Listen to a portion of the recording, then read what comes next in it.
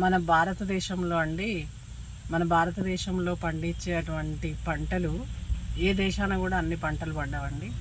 వృక్ష సంపదకు కావలసింది సమతుల్యమైన వాతావరణం. ముఖ్యంగా నీరు ఎంత అవసరమో వృక్షాలకు ఉష్ణోగ్రత కూడా అంతే అవసరం. మన భూసారం కూడా అంతే అవసరం. మన భారతదేశంలో కావలసిన ఉష్ణోగ్రత ఏ ప్రపంచ దేశాలలో కూడా అంత ఉష్ణోగ్రత లేదండి. మనకు సూర్యభగవానుడు మంచి వాతావరణాన్ని మనకు పంటలకు కావలసిన వేడినిస్తాడు. మనకు నీరు కూడా సమతుల్యంగా, వాతావరణం కూడా చాలా అనుకూలంగా ఉంటుంది. కాబట్టి మన భారతదేశంలో ప్రతి ఆయుర్వేద మొక్కకు నిలయమైందండి. మనకు సమతుల్యమైన వాతావరణము, కిరణజన్య సంయోగ క్రియ జరగడానికి సరిపడ ఉష్ణోగ్రత, గాలి, నీరు, భూసారము కరెక్ట్గా ఉండడం వలన మన భారతదేశంలో గర్వించదగ్గ ప్రతి వృక్ష సంపద, ప్రతి ఆయుర్వేదం ఆయుష్కు సంబంధించిన ప్రతి ఒక్క మొక్క మన భారతదేశంలో ఉందండి. ఇది మొత్తం మనం గుర్తించాలి.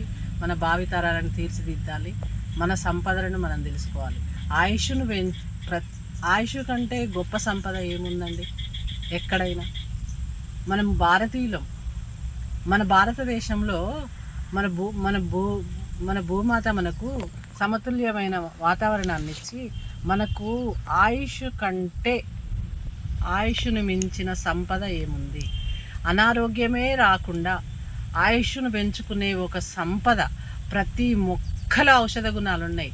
మనం ప్రతి మొక్కని కూడా దీర్ఘంగా సైంటిస్టులు దాని పరిశీలన చేసినట్లయితే కారణం లేకుండా భూమి మీద ఏ మొక్క పుట్టలేదండి. ఇంకా ఇప్పుడైనా కూడా మొత్తం ఆయుర్వేదాన్ని అవగాహన చేసుకున్నట్లయితే ఎంత అర్థం ఉందో తెలుస్తుందండి. మనకు కొంచెం క్లూ దొరికినప్పుడు ఎంత నేర్చుకోవాలి మనము, మన భావితరాలకు ఎంత నేర్పించాలి. ఫస్ట్ మనకు కావాల్సింది మన ప్రకృతి విలువలు.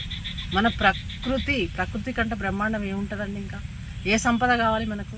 ప్రకృతి విలువలను తెలుసుకొని ప్రకృతిని కాపాడి మనం ప్రకృతి విలువలు తెలుసుకున్నప్పుడు మన భారతదేశము బానిసలుగా వేరే దేశాలకు పోయి బానిస బతకాల్సిన అవసరమే లేదు.